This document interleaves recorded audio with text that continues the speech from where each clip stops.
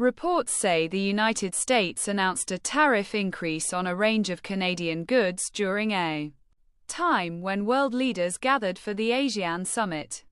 The move has sparked immediate reaction from Ottawa and prompted urgent diplomatic messaging in capitals across the globe.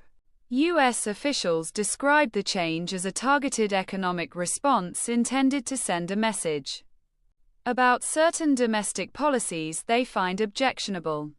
Canadian leaders countered that tariffs applied at a moment of intense regional diplomacy threaten long-standing economic ties and risk broader disruption to global supply chains. Economists warn that even modest tariff hikes can ripple through manufacturing, agriculture, and energy sectors, raising costs for businesses and consumers on both sides of the border. Manufacturers that rely on cross-border supply chains could see production delays. Exporters may face sudden loss of market access. And multinational firms will likely review how to manage risk in an increasingly volatile trade environment. Political analysts say the timing, announced while many world leaders were attending the ASEAN gathering, carries symbolic weight. It underscores how trade policy and geopolitics are increasingly used as tools of statecraft, sometimes announced in public forums to shape diplomatic narratives.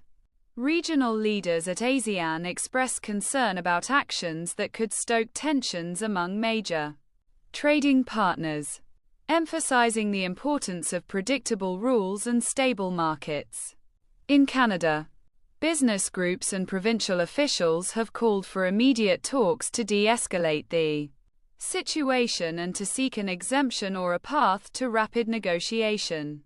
Opposition politicians in Ottawa have demanded a firm government response, citing the risk to jobs and investment. Meanwhile, U.S. lawmakers are split, with some defending the move as necessary leverage, while others urge measured dialogue to avoid unintended economic fallout.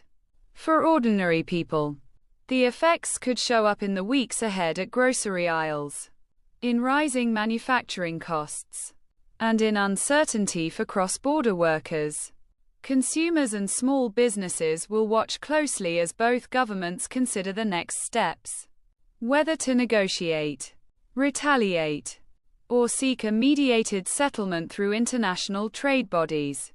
As the story develops, the key questions remain. Will diplomacy restore calm and predictable trade rules? Or will tit-for-tat measures escalate into a wider trade dispute? We will continue to monitor developments and bring the latest updates. This has been Global Briefing. Concise, clear, and current.